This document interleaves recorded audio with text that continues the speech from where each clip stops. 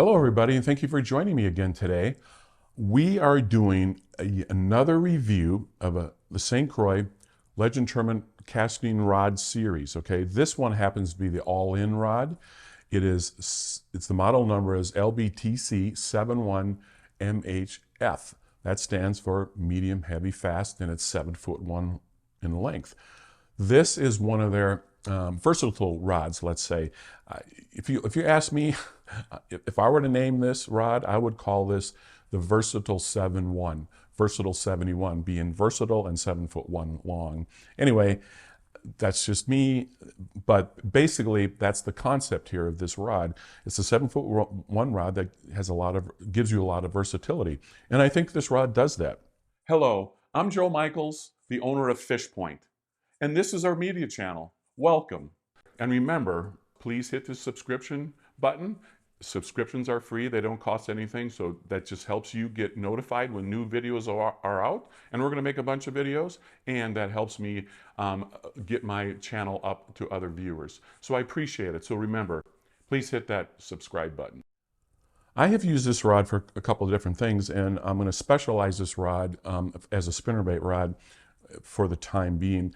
Although, by the way, I've used it to throw jig worms, quarter ounce weights in a jigs in Arizona. Jig worms, little light worms. Throws the lighter baits really, really well. And it handles the fish once it gets them on. I really do like that.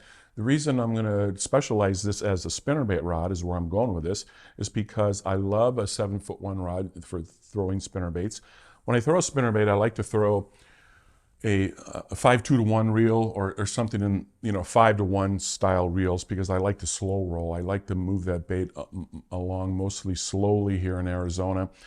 That's the way I like it. So when I put on a slow speed reel, it kind of feels like it limits me, but that's okay because I think spinnerbait's an incredibly important rod. But obviously, when I need to, if I want to fish Texas rig or a jig worm or something like that, I can use this rod and it works quite well. As I've noted, the purpose of this rod from St. Croix is to be a versatile rod, and I think it does a very, very nice job of that. And because of that, I'm going to give this rod, 4.5 star rating. I think it's hard to decide to give it a 4 or 5. Now, 5 really makes it a really incredibly great, perfect rod, let's say. I've decided to give 5-star ratings to rods that are specialty rods only, okay? So if you have a rod that's specific for a technique and it does a darn good job of it, then it's going to get 5 stars. This rod being a versatile rod, as I've noted, okay, its purpose and designed by St. Croix to be a versatile rod, it does a great job, but I'm not going to give 5 stars to those rods. Now, if you're a person who can't afford all these different rods, then this will be an incredibly good rod, because 4 stars is still a darn good rod. It's light. It manages the fishing, casting in all its aspects, from a 3/8 ounce down up to a 3/4, and it certainly does it. I can certainly love it for accurate casting at 7'1" length for spinnerbaits, and I can use this for jigs, and I can use this for Texas rig. Okay, so it suits the need. 4 stars is a good rating, and it's nothing to be ashamed of. It could very well have gone 5 stars, and if you rate it using description, meaning, relevance, value, and purpose to your needs, by the way, you might be a 5-star rod for you. So let's talk about, I've talked about the purpose, I've talked about what I used for you. Now let's go on here. Let me show you all the specifications of the rod. Here is the St. Croix Legend Tournament All-In. The specifications for this rod are as follows. The model number is LBTC 71MHF. The technique is all-in, or shall we say, versatile. The price is $300.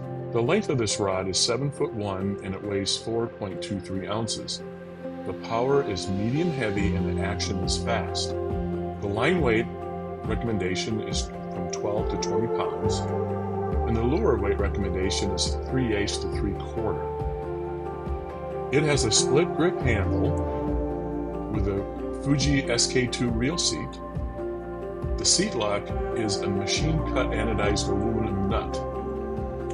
It It has 9 Fuji K-Series tangle-free guides with alkaline rings. The rod technologies include the SC4 Plus hybrid carbon fiber. What this means, well, SC, by the way, stands for St. Croix, and 4 is their 4th level of carbon. The plus stands for their 6th level. So this is a combination of rod that they combine the SC4 and SC6 together to make the rod lighter, more sensitive, and a better balance for these technique-optimized models. It uses an integrated polycurve technology. Poly just stands for polynomial curve, and something you would use if you're using a CAD system to design things. So they're using CAD systems to design the rods. What I find amazing as a software guy is that they can then take those models and cut these long mandrels that are really tiny on the tips, if you will, and tapered with the curves all along the body of the mandrel to the base. To me, that's the impressive part, is the ability for machines to cut that, to make them smooth and perfect. It's fascinating. They also use art reinforcing technology, which they claim adds up to 10% strength with no increase in the blank. I believe what this means is they'll take some carbon and they'll wrap it in key areas to make it stronger. And finally, the FRS is the fortified resin. They take their super resins with computer-operated curing, which means an oven, and they bake these rods, running them through a curing process at different temperatures that helps make these rods stronger.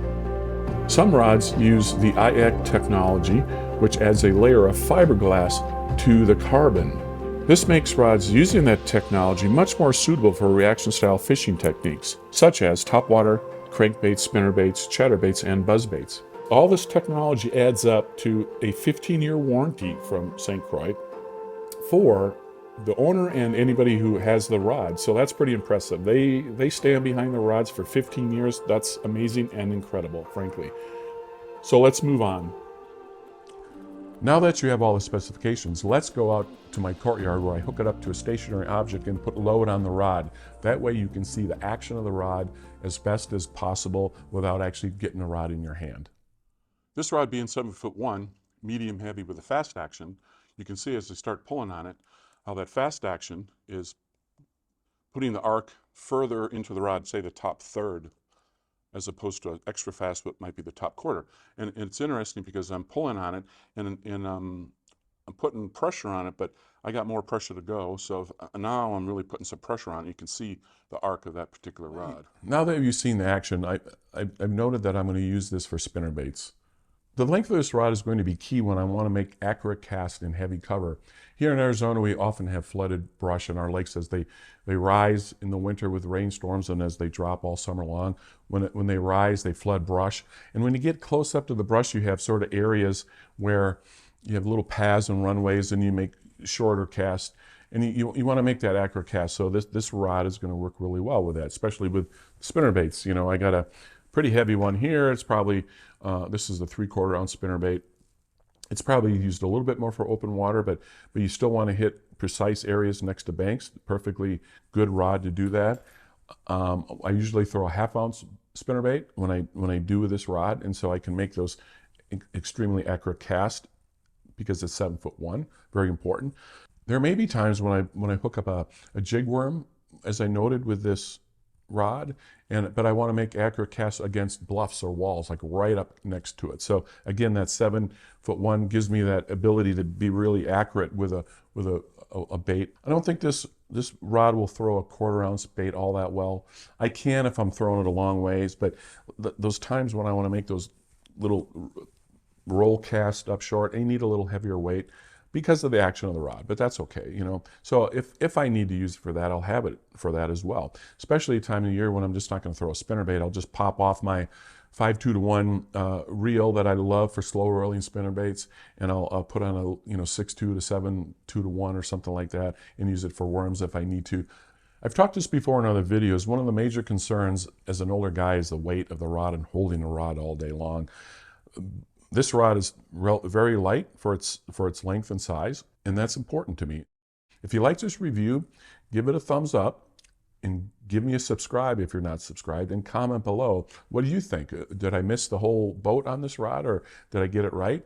Comments help with the algorithms, as do thumbs up and subscribing. I will continue to do more rod reviews. I'm going to do more fishing trips and all kinds of things. So please join me the next time. I hope you're having a great day, and I'll see you soon.